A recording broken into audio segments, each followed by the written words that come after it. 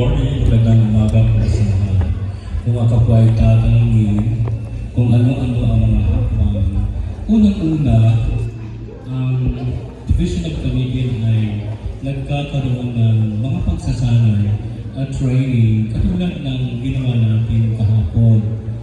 It's only this time, way back in 2008, if I remember, 2010, na ang ginawang PSPC ay saglit, kaagad ay nag-contest.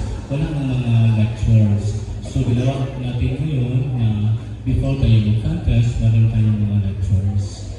Ikalawa, ina-organisa natin ang lahat ng mga SPAs, yung School Paper Advisors, upang ang mga campus journalists, na kayo yaon ay mapigyan nila ng guidance at direction kung paano kayo magsulat.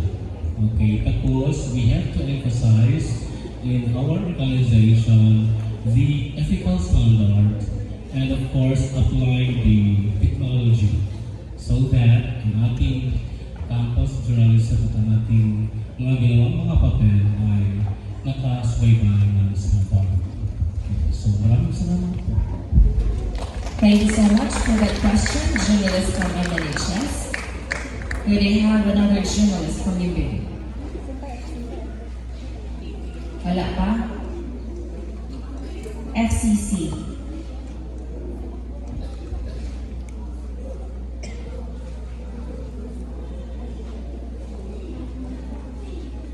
Huh?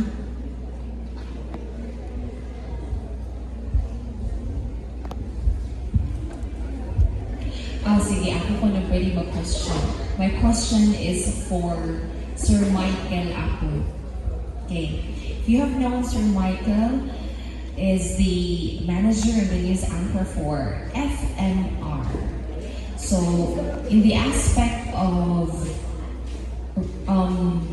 broadcasting, just know yourself better, try to parang kilalanin mo yung sarili mo, kung ano talaga yung field na gusto mo, and then try to love what you do then after. So if you're able to decide na ito talaga gusto mo, say for example for journalism, then love what you do and then just focus on it, and then okay, let's give them a big round of applause. You will stay because you will have a talk with Sir Bani for the instructions of your event. Thank you so much to our guests.